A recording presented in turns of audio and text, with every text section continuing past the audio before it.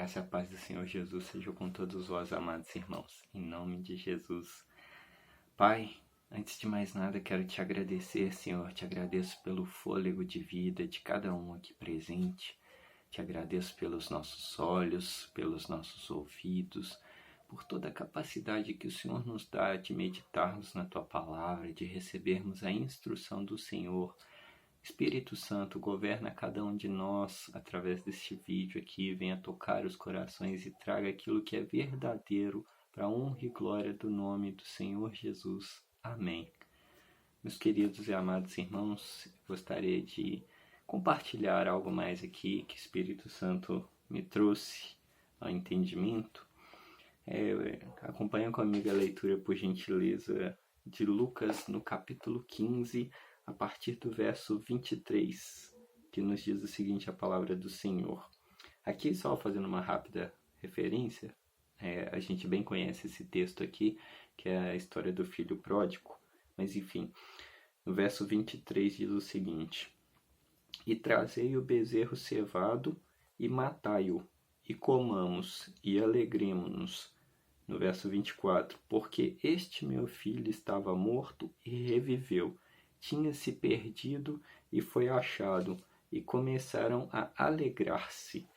Aqui essa passagem está falando exatamente quando o filho pródigo decide voltar para casa, e aí ele encontra com o pai dele ali no caminho, e o pai dele já começa todos os preparativos ali para aquela festa. O pai dele já começa a fazer algo completamente diferente daquilo que ele imaginou que aconteceria ali. E o que o Espírito Santo me trouxe ao entendimento através desse texto foi o seguinte, que nos é correto entendermos aqui que não foi o filho que voltou a viver através de si mesmo. O filho apenas decidiu se arrepender dos seus caminhos maus e estava até disposto a ser tratado como um dos servos daquele senhor ali, como um qualquer no meio deles, porque o que ele estava realmente buscando ali era a sobrevivência. Ele não queria mais ser tratado como um filho, ele não se sentia mais digno de ser tratado como tal, mas ele entendia ali que a vida dele estava definhando e ele precisava daquela vida, por mais que ele tivesse que se humilhar ali, por mais que ele tivesse que se rebaixar aquela vida dele ali, ele queria um mínimo de existência possível, coisa que ele não estava tendo naquela situação anterior, a qual ele achou que ele traria todo o prazer. Mas seguindo aqui, e apenas mais do que servir, apenas ser mais um, dos que serviam, já era o suficiente para ele ali. Ele não tinha mais esperança nenhuma de algo que ele pudesse viver naquela casa, além de se tornar um serviçal ali. Todavia, ao encontrar com o pai removeu o decreto que estava sobre a vida daquele filho de morte. Se vocês voltarem alguns versos atrás aí, eu recomendo que vocês leiam todo o texto na íntegra, mas o filho, quando toma aquela decisão de sair de casa, para o pai ali foi como se ele tivesse recebido um decreto de que aquele filho estava morto, que aquele filho ali havia se perdido no mundo, aquele filho ali havia deixado a vida por ter saído da presença do pai. E quando o pai, todavia, vê o filho retornando, ele remove aquele decreto de morte sobre a vida do filho e agora ele declara que o filho, todavia, havia voltado dos mortos. O pai decretou que lhe fosse devolvida a vida e de imediato perdoou as transgressões do filho. Lavou a sua imundície, deu vestes e sandálias novas e um anel.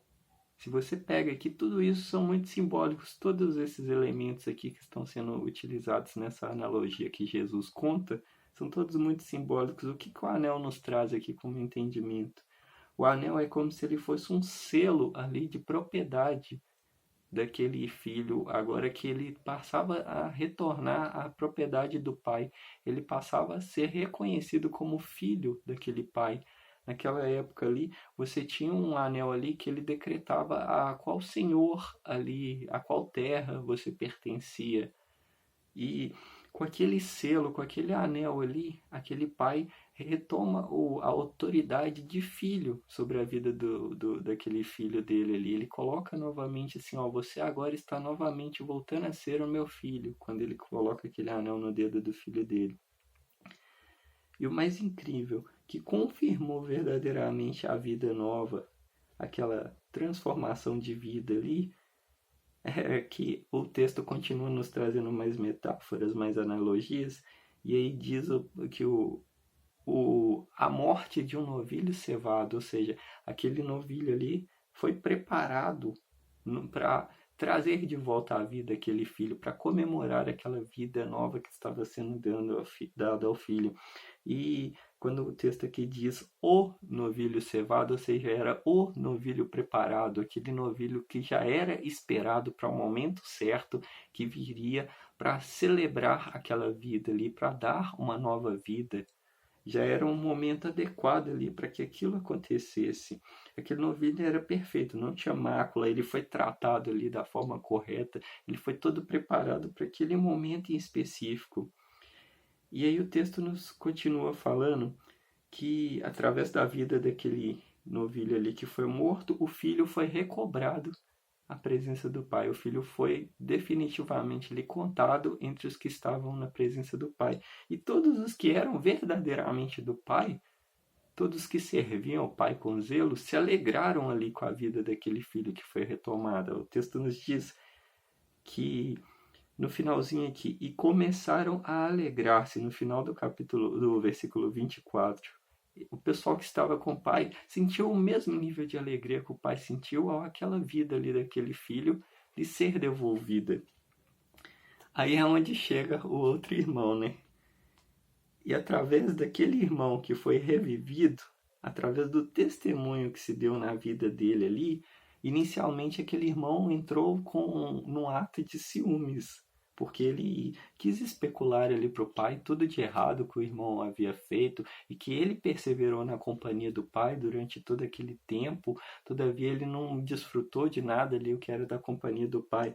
Aí é uma coisa interessante que o testemunho daquela vida daquele irmão, porque se aquele irmão não chega naquele momento, aquele irmão estava morto, não chegasse naquele momento ali e tivesse toda essa história, o cordeiro ali não tivesse, o cordeiro não, perdão, o bezerro cevado ali, o novilho cevado não tivesse sido imolado ali, aquela história do irmão permaneceria a mesma. O irmão que morava com o pai, ele permaneceria na mesma. Ele não teria também transformação na vida dele.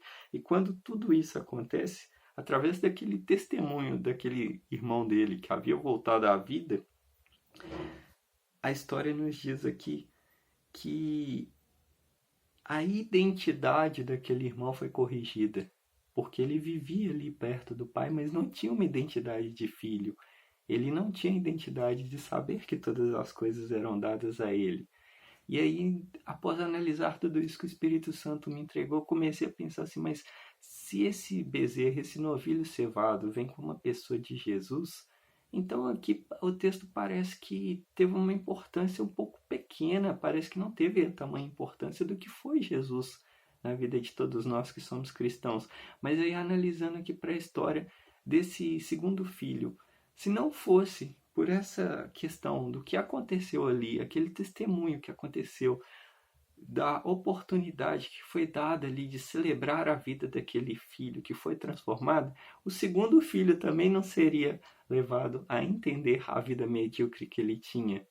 Ou seja, aquele cordeiro ali, ele veio no primeiro momento por causa daquele filho ali que retornou à vida, mas ele trouxe alegria a todos os demais. Aquele cordeiro ali que foi com que eles fizeram a festa ali, ele fez com que toda aquela região se transformasse. Ou seja, os servos se alegraram, o filho teve uma identidade retomada e com certeza, o texto não diz, mas com certeza depois daquela conversa que o pai teve ali com o filho, com certeza o filho conseguiu entrar no espírito da festa ali, ele conseguiu sentir aquela alegria que aquele cordeiro trouxe ali, perdão, que aquele bezerro cevado ali trouxe para aquela casa. Eu creio nisso e é o que a palavra me dá a entender. Então, sou muito grato a todos que puderam me acompanhar até aqui, sou muito grato a todos os irmãos que vêm acompanhando o canal. Espero que esses vídeos estejam sendo edificantes na vida de vocês e que a graça e a paz do Senhor Jesus seja sobre cada um de vocês, em nome de Jesus. Amém. Um abraço, meus queridos.